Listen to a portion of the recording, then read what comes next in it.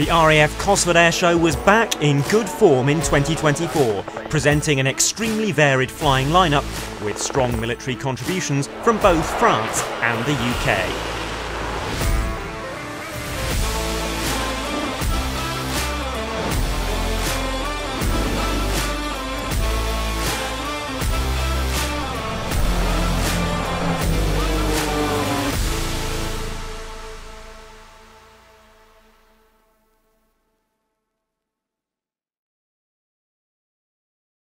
It's no secret that the Cosford Airshow has had a tricky few years, but in 2024 it returned to doing what it does best, showcasing everything that the RAF can spare for it, alongside a strong civilian guest list. Here's a look at what's coming up. We'll start with the Royal Air Force contributions, the main display teams coming first, and then some special one-off flypasts later on.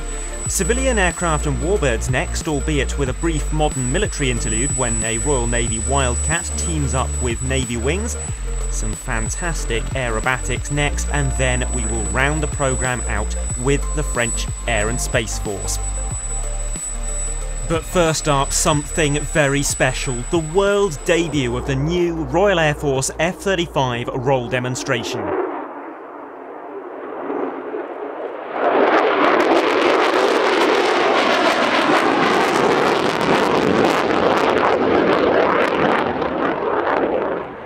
A very assured roll demo, nicely close to the crowd, and fascinating to see some of the facets of the Lightning's performance that the RAF hasn't demonstrated thus far, not least its high alpha capabilities. Take a look at just how hard the rudder and stabilators are working here.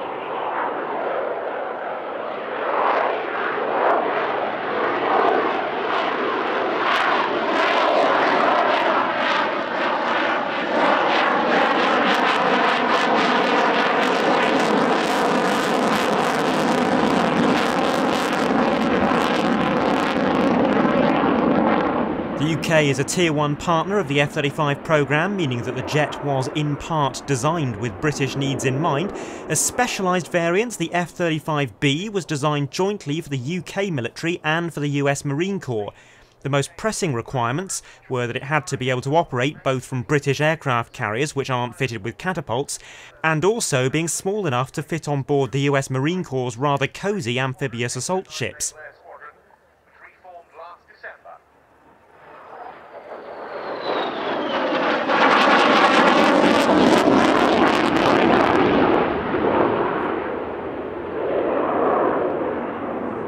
The best way to satisfy both parties was to build the F-35B as a STOVL aircraft, short takeoff, vertical landing. To facilitate that, the F-35B uses a thoroughly innovative thrust system.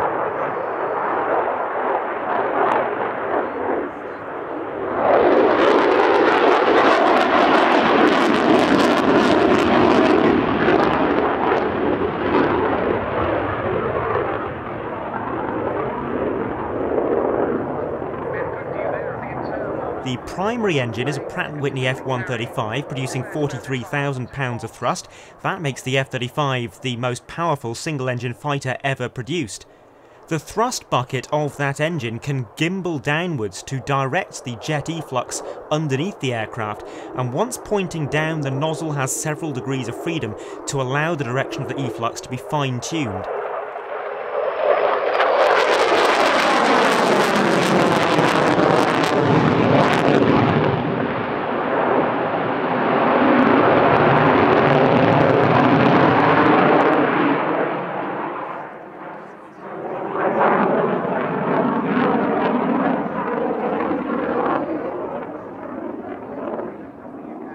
Behind the cockpit there's a vertical lift fan, and out under each wing there are roll posts, small ducts that can channel some of the engine exhaust outboard from the aircraft's centre of gravity. That means that while in the hover, the F-35 sits on 4 highly automated, fully controllable columns of air, giving it exceptional static stability.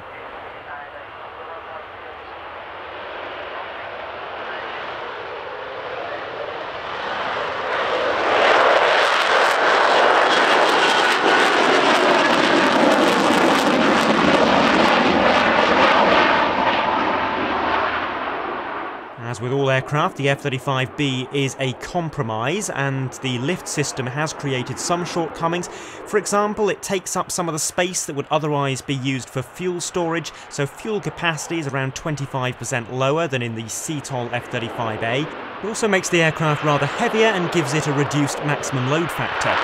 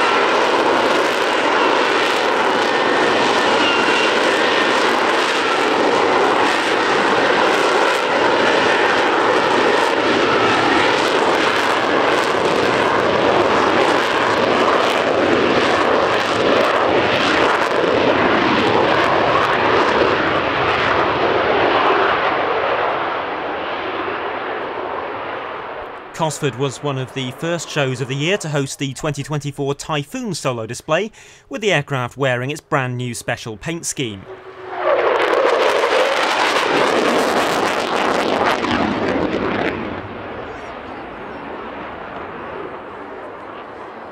The scheme celebrates the 80th anniversary of D-Day. It replicates as closely as possible a Hawker Typhoon from 257 Squadron, flown on D-Day itself by Pilot Officer Denzel Jenkins, DFC.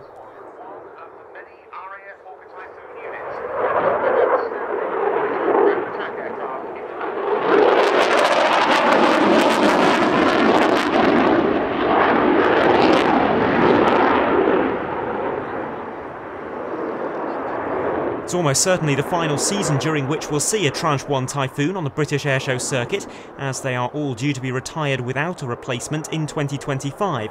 That's because the Tranche 1 Typhoons have different software architecture, effectively limiting them to the air defence role rather than full multi-role capability.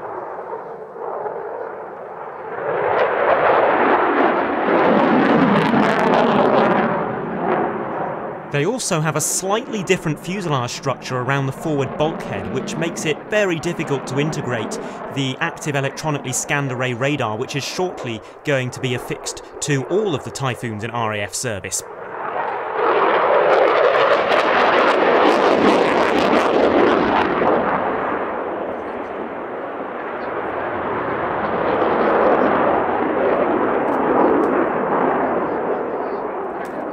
Flight Lieutenant David Turnbull at the controls this season. He's introduced a couple of novelties. An on-crowd hesitation roll, for example. I don't think I've ever seen that done intentionally by a fast jet before, but it's much more appealing than seeing it done in a conventional manner along the display line.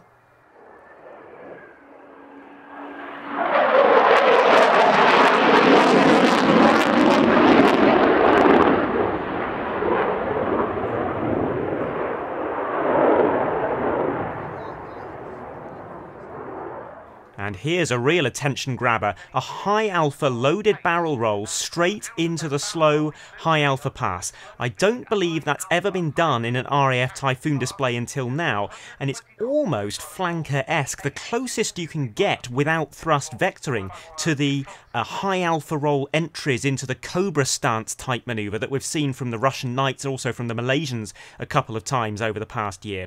The only drawback is because it's being performed with an on-crowd vector. Once you build in the safety margins, that roll is being performed an awfully long way from the audience.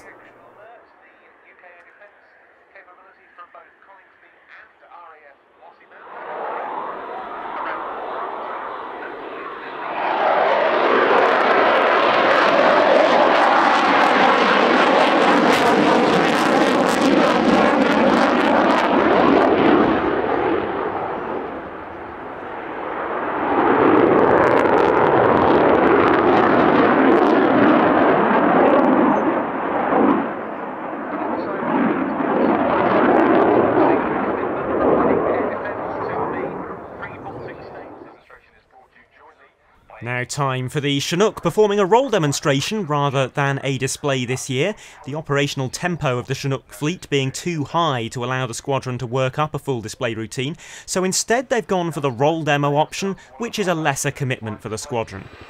Ladies and gentlemen, boys and girls, please turn your eyes to the sky for the 2024 Chinook roll demonstration.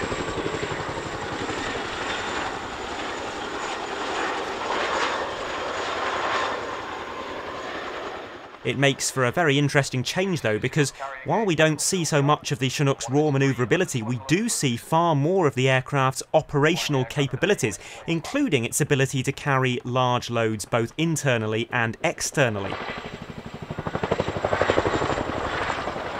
the ground we can see the troops de-rigging the load. JHSS, or the Specialist Helicopter Handling Unit for Defence, the Joint Squadron. The RAF is the largest export customer of the Chinook, but this particular variant is something of a rarity. This is a Chinook HC5, previously known as the HC3. Providing specialist helicopter landing site reconnaissance and movement of essential supplies by internal and external loads. Exactly as you can see during today's demonstration. They've been involved in every major conflict. The aircraft was ordered in 1995 for use by special forces. They were to have larger fuel tanks, radar, night vision equipment and other advanced sensors. But unfortunately the whole process went awry. The equipment didn't work as required, the various systems didn't talk to each other properly, and the type was unable to get its airworthiness certification.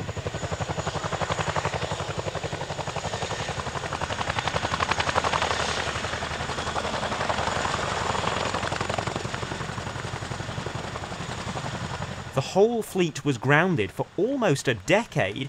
Eventually, the only way to get them airborne was to strip out much of that advanced equipment, and they finally entered service in reduced form in 2010. While they've retained the larger fuel tanks, there's not much else to separate the HC5 from any other RAF Chinook, apart from their price. The whole programme cost 2.5 times as much as it would have done to just procure standard Chinooks from the outset.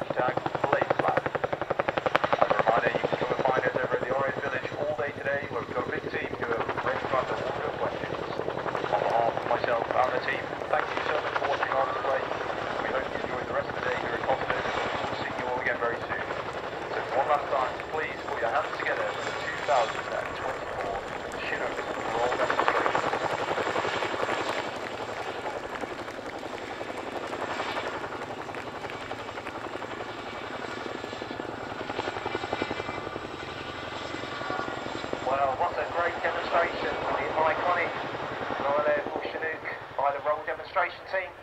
A huge team effort.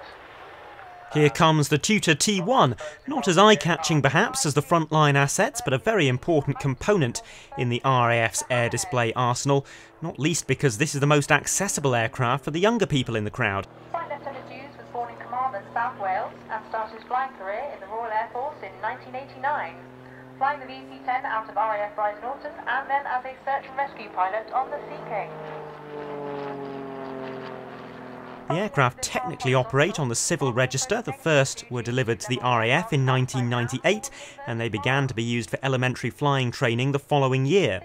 They've since been withdrawn from that role, superseded by the far superior Grob Prefect, but the Tutor remains in use with 13 air experience flights and 15 university air squadrons, as well as by the No. 6 Flight Training School for the training and evaluation of flight instructors. Bob will delicately use the rudder to support the nose above the horizon while flying at a 90 degrees angular bank. You may have noticed the Royal Air Force benevolent fund files on the belly of the aircraft, seen since 2002, to celebrate this fantastic charity. Of course, it wouldn't be an RAF airshow without the Red Arrows, and they performed with their 9 Hawk T1s.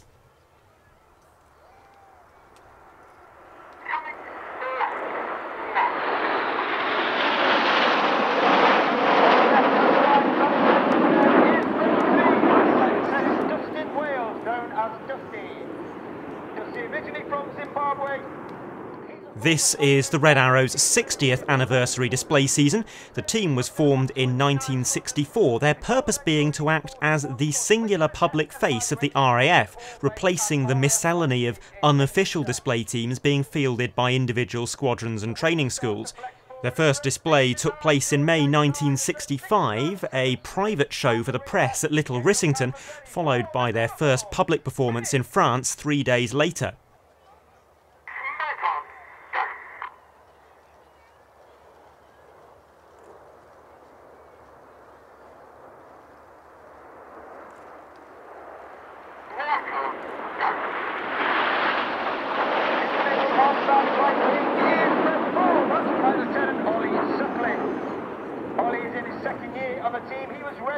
Last year he remained as Red 4 and took up the role affectionately known as Uncle Enid. This means he is the role model and mentor for the new pilots all the way through their winter training. They started off flying 7 Folland Gnats, but expanded to a 9-ship in 1968, and then began displaying the Hawk T1 for the 1980 season. That aircraft is retained today, despite having been retired from all of its other RAF roles. It's currently due to remain in Red Arrow service until 2030. Once that deadline is reached, there is no obvious successor, so what happens next for the Reds is a matter of much uncertainty for the time being.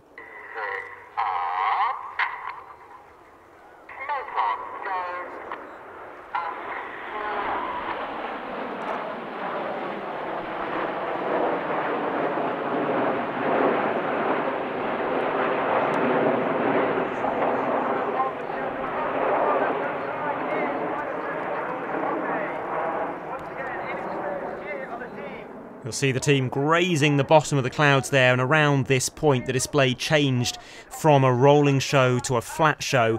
The Reds had the worst of the weather, unfortunately, at Cosford, with a short rain shower during the second half of their show.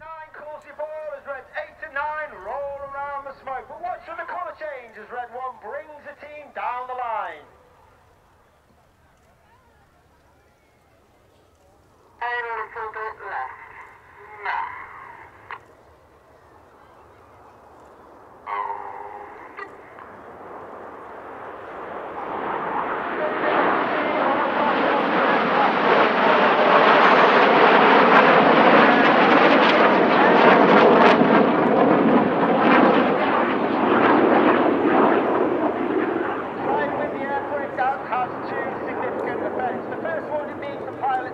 It's a busy year for the Reds, a slightly earlier start to their season than usual, with displays in mainland Europe throughout the second half of May.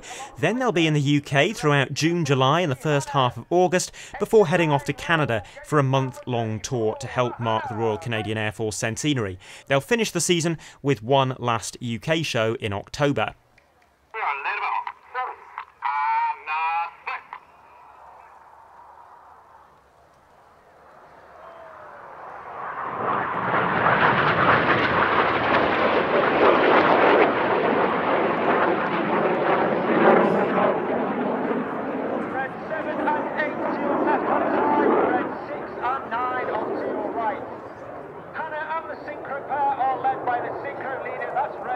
Really gloomy weather about to reveal itself as Red 6 to 9 bear down on each other for the Hannah Pass.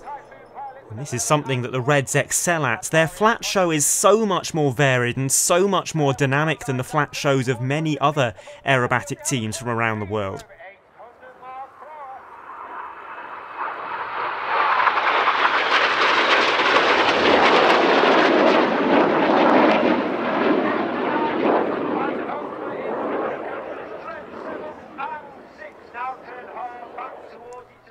The Reds can fly a pretty dynamic show under just a 1,000-foot cloud base. A lot of other teams require 1,500 feet, and even then their flat shows are often virtually non-aerobatic. And also qualified weapons instructor on the Typhoon. As they turn hard towards each other for Cyclone.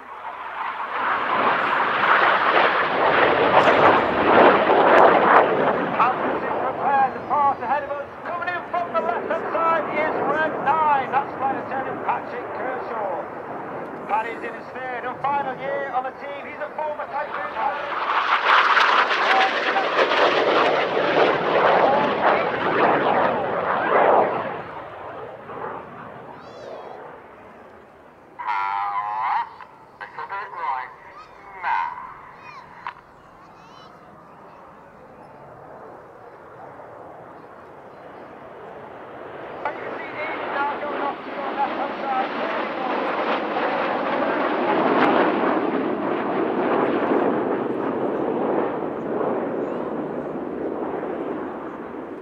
Very shortly we'll see the aircraft that replaced the Hawk T1 in the advanced jet training role, the Hawk T2, so keep an eye on the T1 here, and we'll get a very good direct back-to-back comparison in a moment.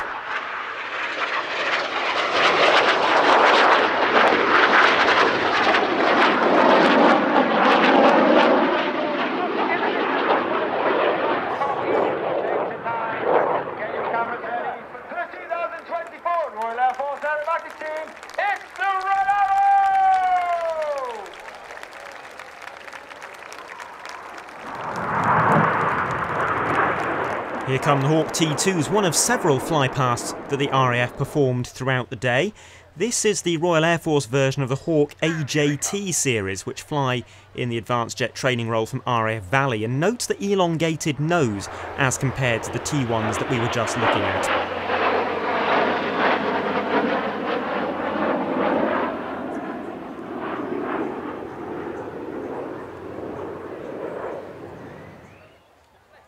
Here, a Voyager KC-2.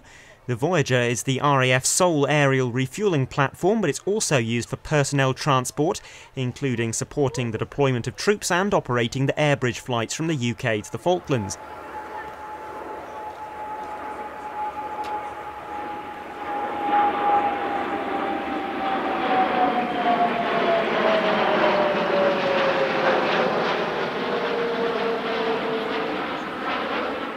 This particular example is the VIP configured special scheme aircraft used for the transport of senior politicians and members of the royal family. Following the phasing out of the Hercules last year, the Atlas C1 is now the RAF's primary transport aircraft. Sitting between the Hercules and the Globemaster in terms of payload capacity, the Atlas is a strategic airlifter with some tactical airlift capabilities, including the ability to drop supplies and paratroopers, and impressive stall performance on austere landing strips.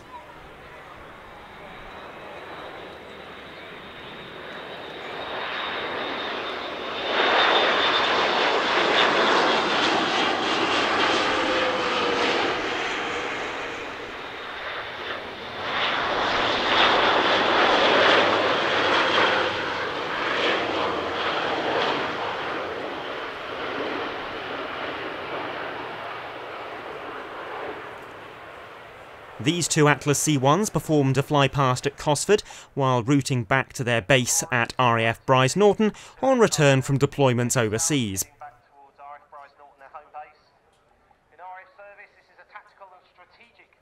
And more Atlas action, jumping from an Atlas for the very first time at a public airshow. Here is the RAF's parachute display team, the Falcons.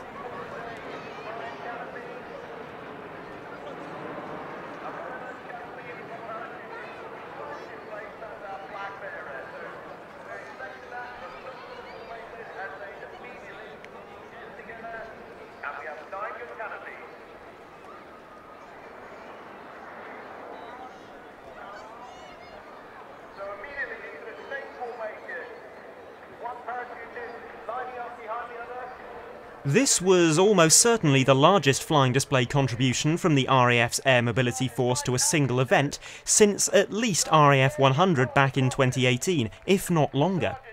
And after the parachutists had landed, a low, fast flypast followed. The Falcons display is a fast, low flypast, A400 air at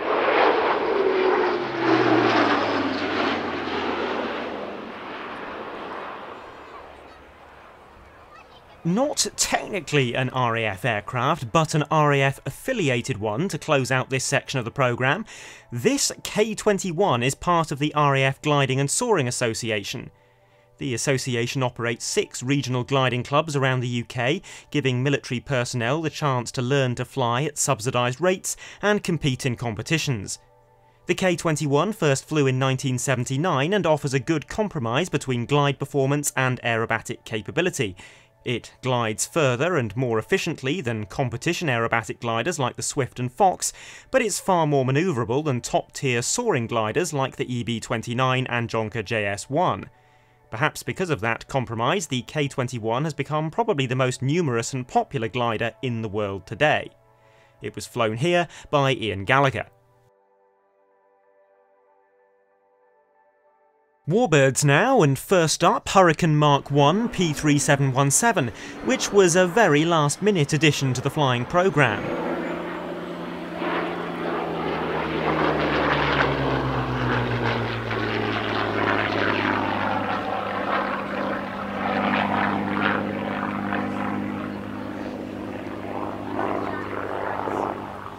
This aircraft was built in 1940 as part of the third major production batch of Hurricanes, and it flew during the Battle of Britain, albeit not for very long. On the 30th of August, P3717 was launched into battle and scored a kill against a Bf-110, but was so badly damaged in the action that it had to be grounded for major repairs.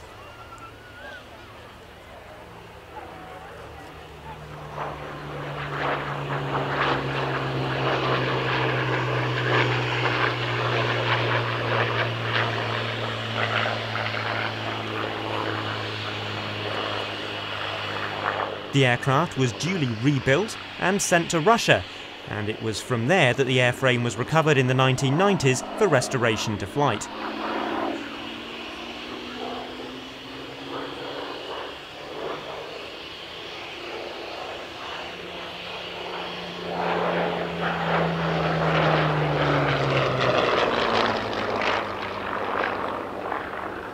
The Rolls-Royce Heritage Flight has become a very common sight on the British airshow circuit. We saw their Spitfire PR-19 at the Midlands Air Festival last episode, and that aircraft was present at Cosford. But the Cosford crowd was also treated to an appearance by their P-51D Mustang.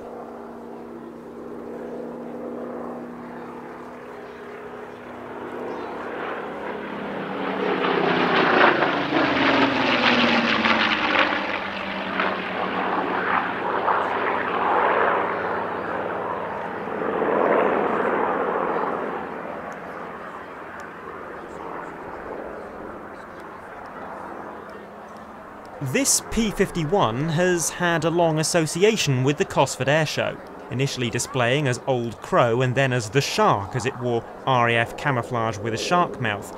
Its most recent scheme was applied in 2020, and it depicts the aircraft flown by Colonel Don Blakesley. With 15.5 aerial kills to his name, as well as 2 more on the ground, he flew more combat missions than any other American fighter pilot in the Second World War, and was the commanding officer of the 4th Fighter Group of the US Army Air Force.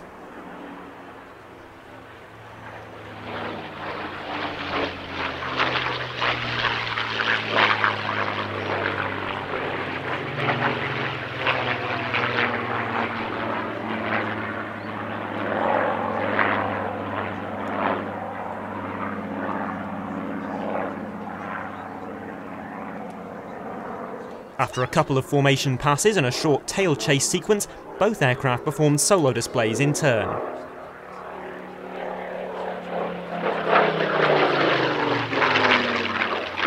The Rolls-Royce Heritage Flight's appearance at Cosford was dedicated to the memory of Squadron Leader Mark Long of the Battle of Britain Memorial Flight, who was tragically killed in a Spitfire accident at Coningsby a few weeks prior.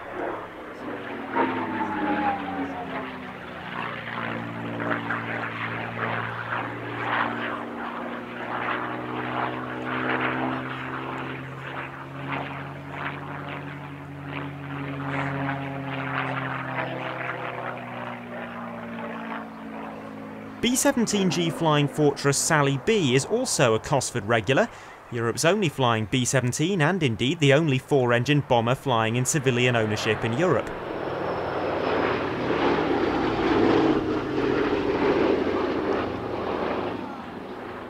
Although painted in the colours of Memphis Belle, this aircraft is adorned with symbolism representing its current and former civilian owners.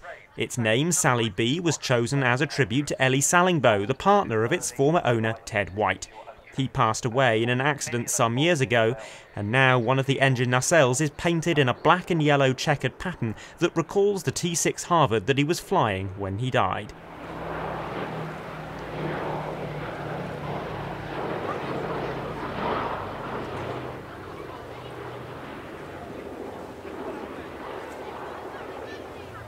Another large warbird, Plain Sailing's PBY-5A Catalina, actually technically a Canzo A as this one was built under licence in Canada.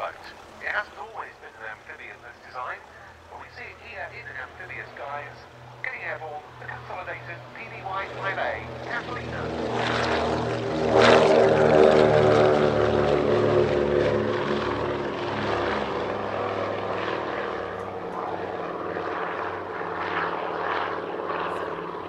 This aircraft rose to prominence for its distinguished anti-submarine, anti-shipping and search and rescue roles during the Second World War, but incredibly, it still saw a certain amount of utility until relatively recently, continuing to serve with the Brazilian Air Force into the 1980s and being used for firefighting duties by various civilian operators into the early 21st century. The 4-ship Gazelle Squadron display is a thoroughly unique asset on the British airshow circuit, and one which we don't see often enough.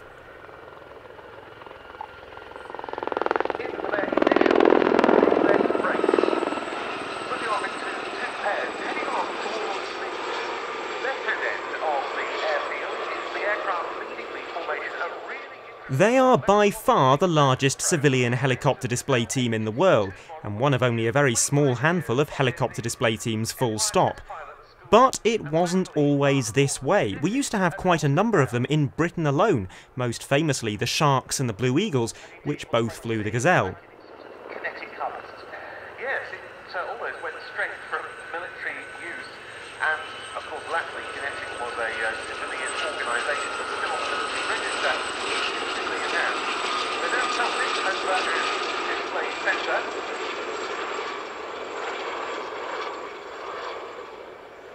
Both of those teams were before my time. The Blue Eagles disbanded in 2010 and the Sharks in 1992, although one of these helicopters does still wear a Sharks colour scheme, and several of the pilots participating in this display have flown for one or other of those teams, so this performance will certainly be a nostalgia hit for some.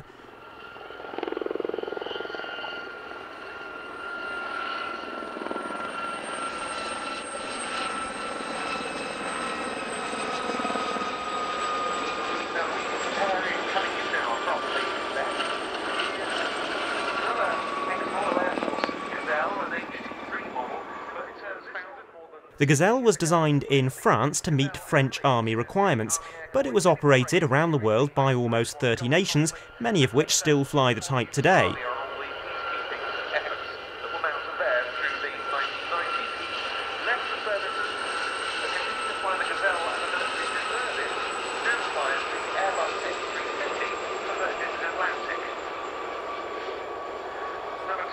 The United Kingdom was a prolific Gazelle customer. In fact, the type was built under licence here by Westland. It was one of just 2 aircraft types to have served with all 3 branches of the British military, the Air Force, Army and Navy, and the Army only retired their last Gazelles in October of last year, so it has not long been out of British service.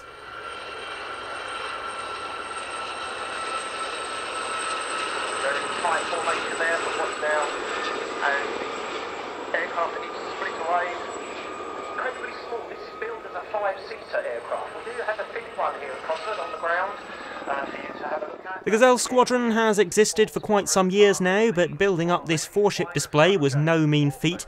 It took around 2 to 3 years of practice, preparation and training, and it made its debut on the airshow circuit in 2022.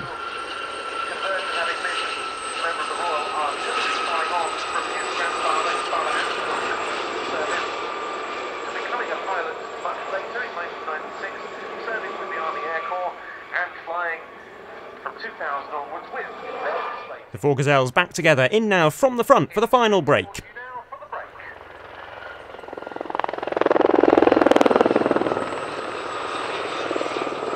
Another rotary warbird, this is the Wasp HAS-1.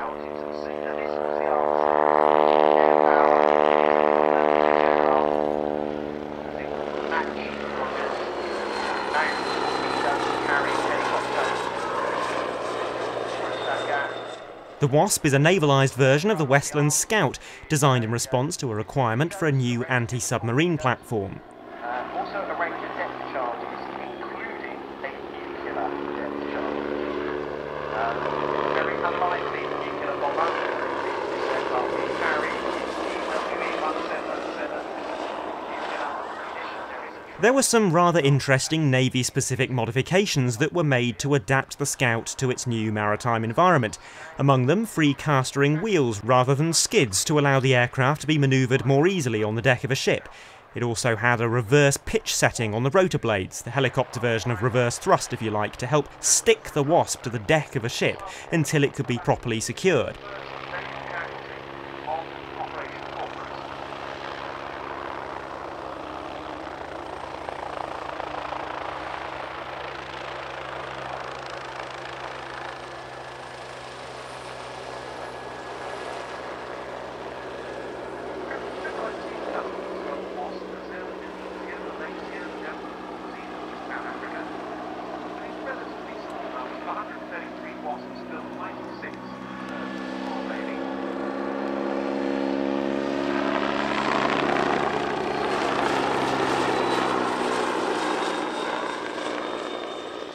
The Wasp also performed a formation pass with Navy Wing's Swordfish Mark I, the two aircraft having been employed in similar roles.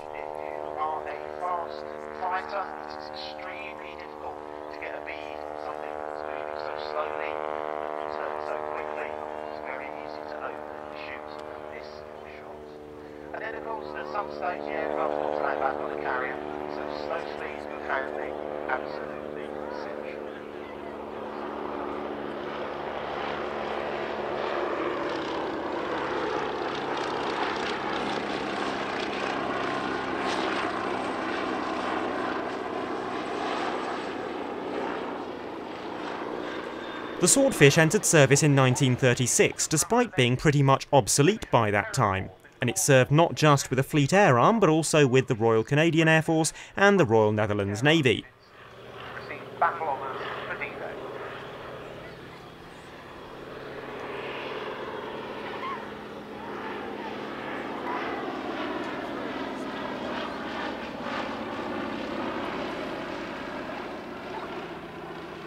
It was initially used in the fleet attack role, and indeed, it sank a greater tonnage of Axis shipping than any other Allied aircraft during the Second World War. And, incredibly, it remained in frontline service right through until VE Day, having outlived some of the aircraft that had been intended to succeed it. Navy Wings have two Swordfish, of which just one is currently airworthy. It was built by Blackburn in 1941, and so technically it would have been known as a Blackfish rather than a Swordfish during its service career.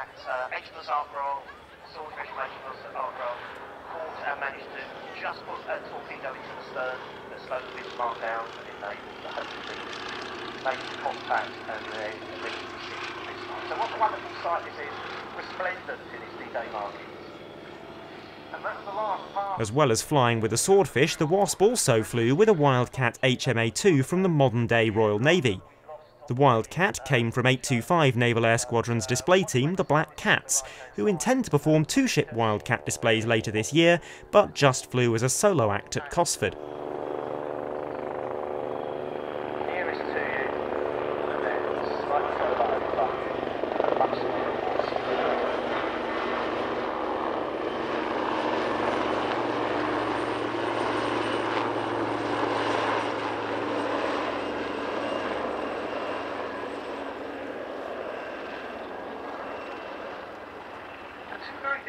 Derived from the Lynx, the Wildcat entered service in 2014 and is the Navy's primary anti-surface warfare helicopter.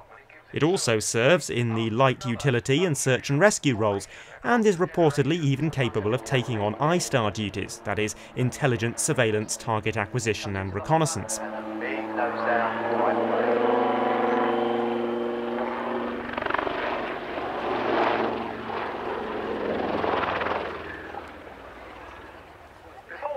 At a glance, the Wildcat looks a lot like a Lynx, albeit with a few extra sensors on the nose. But the Wildcat brings a whole new level of capability. 95% of the components are new. It has more powerful engines, a longer range, a higher maximum takeoff weight, new rotor blades, new avionics, new radar, and, unlike the Lynx, largely composite construction.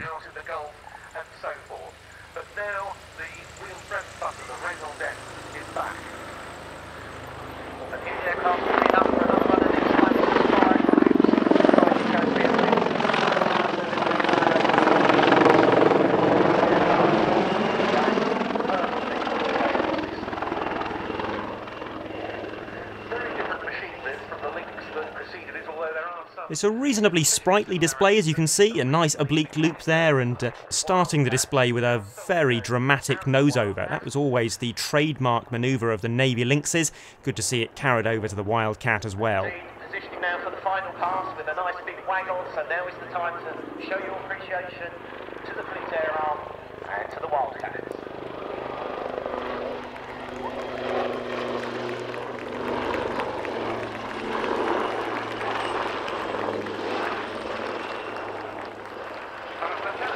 We're going to look at some training aircraft through the years now. First up, an AT-6D Texan from Belgium, being flown by its owner Stijn de Jager, and this is his British airshow debut.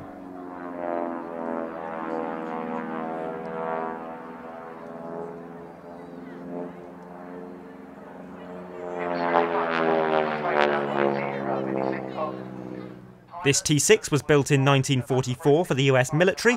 It was later loaned to Canada and flew for the Panamanian Air Force before moving to the civilian register. And then maybe go on to some sort of Mars aircraft, sometimes for some extra dual instruction before hitting the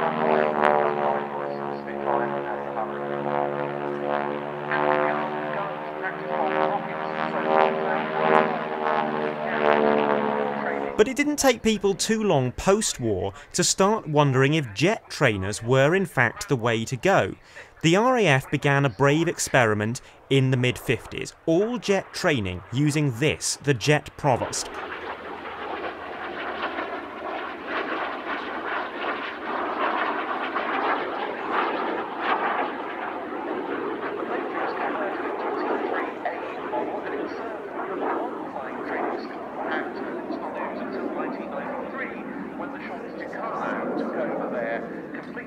If you were a new RAF recruit, then this could have been the very first aircraft that you ever took the controls of, and in time it transpired that pilots who only learned on jets were reaching frontline squadrons quicker than those who flew propeller-driven aircraft. This is a Mark III Jet Provost, the first mass production variant. Well, technically it's a Mark IIIA, which is the same save for some avionics improvements, and in a few moments' time we'll see the next major production mark, the T5.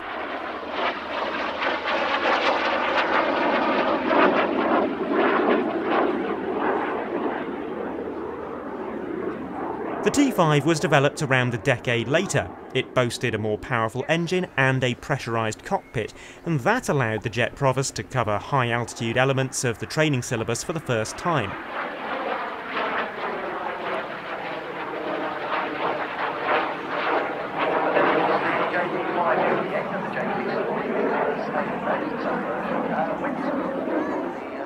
This particular aircraft is operated by Jet Aerobatics. It's not one that we've seen on the circuit for a while because it was damaged during a tyre blowout in 2022. A new wing had to be found in a flight museum, and the aircraft was painstakingly restored to the tune of £240,000. It's now back on the airshow circuit for 2024.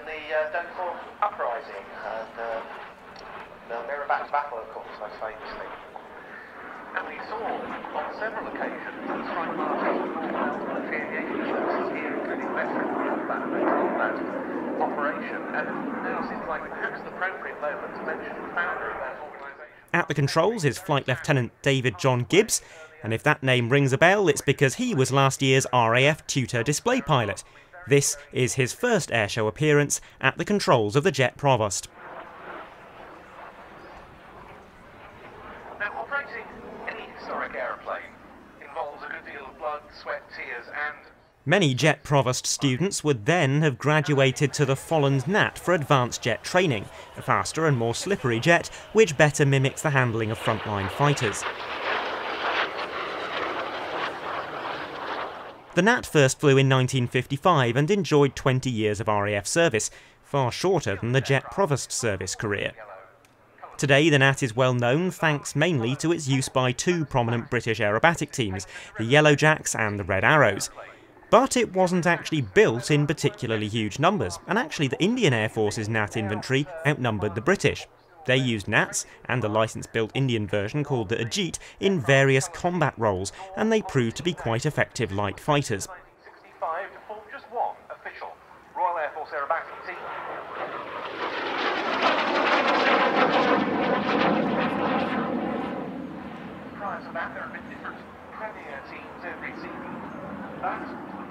There are currently 3 airworthy Gnats in the UK, all ex-RAF T1 training variants, but it's possible that we'll see an ex-Indian Air Force Gnat F1 fighter in British skies in the not-too-distant future.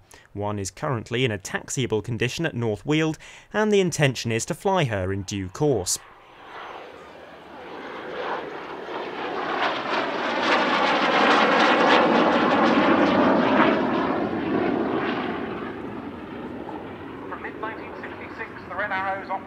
This display was flown by Chris Heames, probably one of the most experienced classic jet pilots in the world.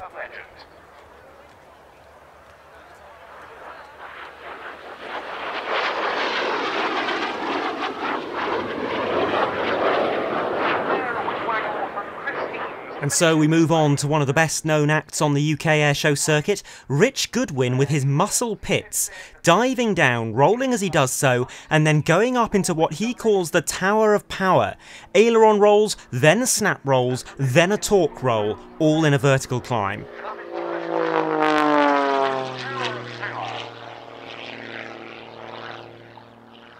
This is one of 2 highly modified pit specials that Rich operates.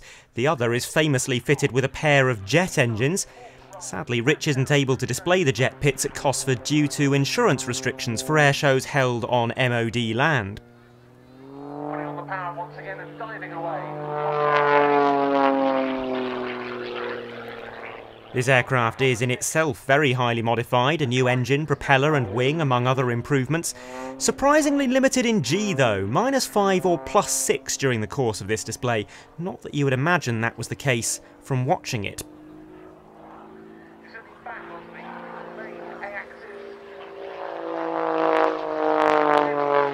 Rich himself is a former RAF Tornado pilot. He flew operationally during Operation Desert Storm in the First Gulf War. Nowadays he's a commercial airline pilot, but he is very active indeed on the British airshow circuit. He's been doing shows for about 10 years now, and he's now the dominant force when it comes to solo unlimited category aerobatics at UK shows. Arriving now for his trademark knife edge pass to close the show.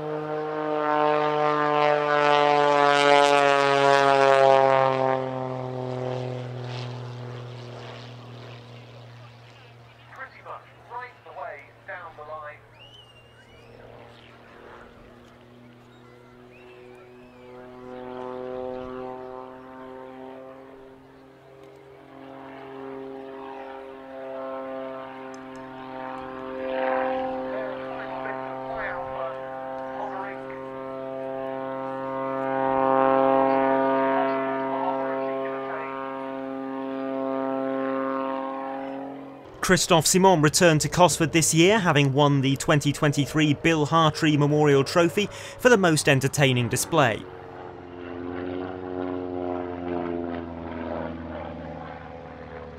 He's presenting a modified sequence in 2024 containing 7 new manoeuvres.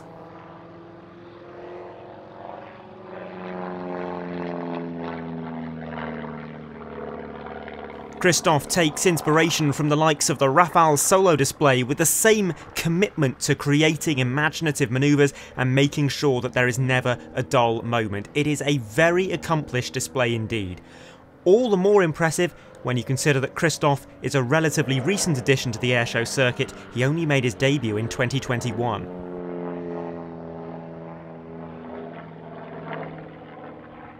Here, a rolling circle, Christophe brings the aircraft round through 360 degrees, performing aileron rolls all the while.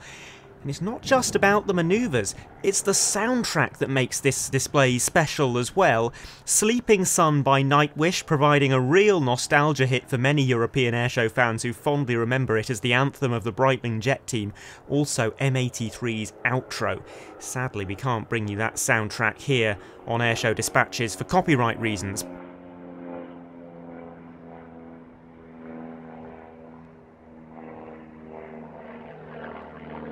The Cap 10 entered production in 1970, but its design lineage can be traced back to the mid-50s. The aircraft's structure is made largely from wood. It's got a fairly modest engine, 180 horsepower, and all that being considered, you'd be forgiven for thinking this might not be an especially good aerobatic machine. But I've had the privilege of flying with Christoph, and it is visceral. In fact, the Cap 10 still today is one of the foremost aerobatic training aircraft in the world. It's been used for the tutelage of multiple world aerobatic champions over the years, and it remains in production in modified form for, among others, the French Navy, who only recently have taken delivery of several new examples.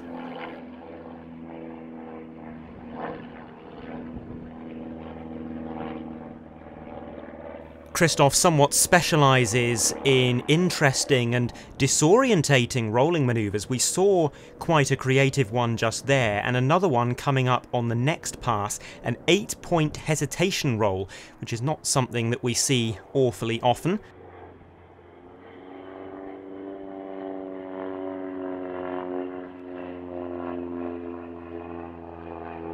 Christoph normally flies a Cap 10C, but on this occasion he's using a borrowed Cap 10BK, as the usual aircraft is not currently serviceable. Several of those world champions who trained on the Cap 10 would have been flying for the Équipe de Voltige, the extraordinary competition aerobatics unit of the French Air and Space Force. They visited Cosford for the first time in 2024, only their second UK airshow appearance.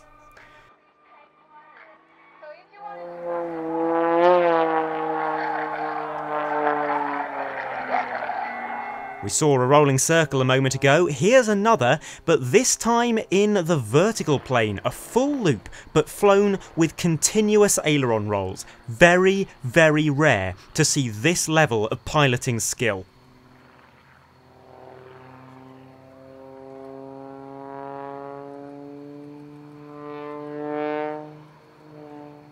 In 1962, the French Army began participating in aerobatic competitions, and the Air Force believed that if the Army was doing it, then so should they. So in 1968, the Équipe de Voltige was created, initially flying the Stomp SV4, and later using the Nord 2302 and the Zlin 262.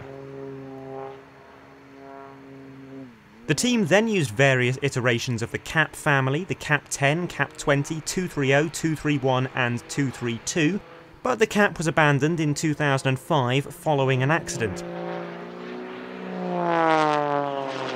So began a lengthy series of tests and evaluations to decide what aircraft would succeed it.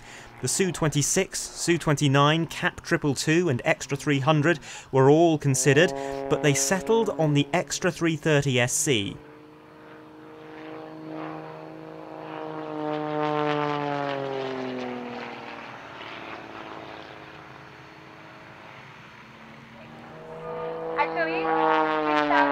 The first of 3 examples arrived in 2008, and it was to be an excellent choice. The following year, Renault Ecal won the World Aerobatic Championships, and of the 6 championships held since then, France has been the top-ranked team at 5 of them. Over the same time period, they've also produced an additional 4 World Aerobatic Champions.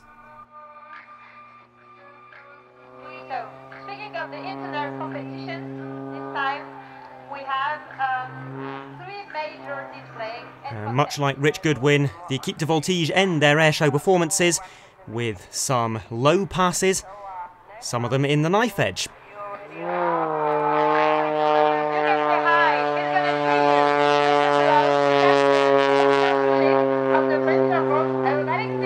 This display won the Bill Hartree Memorial Trophy for the most entertaining display at the Cosford Airshow 2024. In fact, the awards were an all-French affair because the other displays to be highly commended were Christophe Simon's Cap 10 Solo and Couteau Delta. Couteau Delta fly the Mirage 2000D, a version of the Mirage family optimised for air-to-ground missions.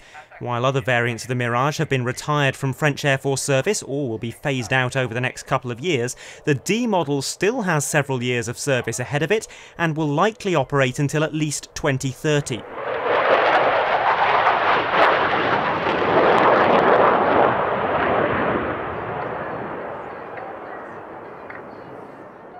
To facilitate this, the jets are going through what's known as the RMV upgrade, which adds weapon integration with various new systems such as the Mika-NG, an infrared air-to-air missile optimised for use against stealth targets, and GBU-50 laser-guided bombs. They can also now be fitted with the Talios targeting pod.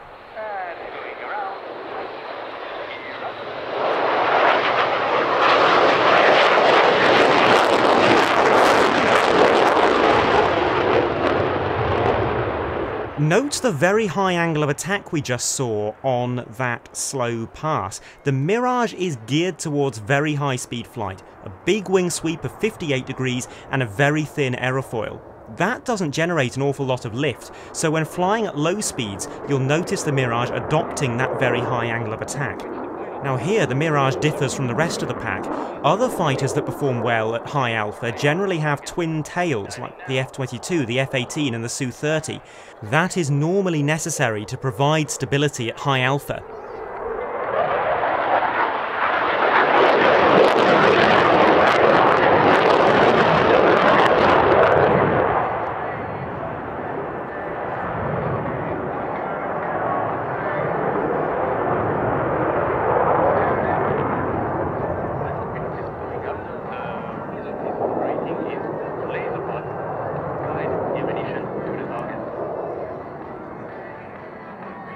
That comes with a penalty in both weight and drag. It's not very desirable in high-speed flight regimes.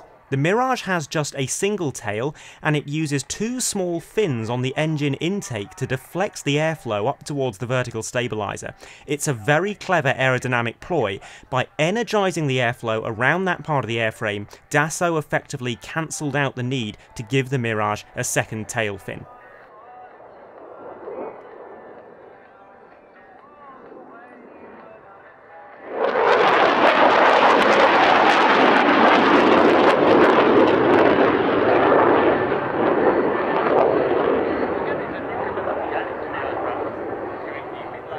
The French Air Force has typically operated a number of these two-ship tactical displays. They come from operational squadrons, in this case based at Nancy, and they only perform at between 2 and 4 shows each every year. The Air Force has fielded as many as 5 of them simultaneously at points in recent history. There are 3 such teams for the 2024 season. The others are Requin Mike on the Rafale and Mustang X-Ray on the PC-21.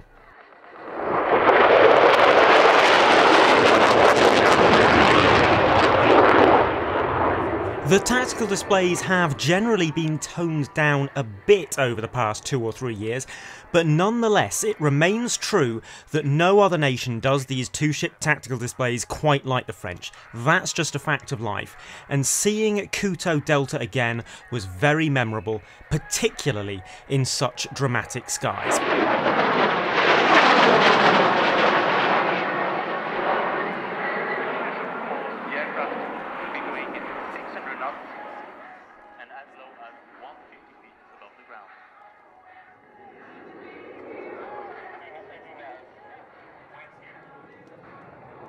That ends our Cosford coverage. We'll be back in a few weeks' time from Trenton in Canada, marking the RCAF centenary. Until then, thanks for your company. From me, Adam Landau, it's goodbye for now.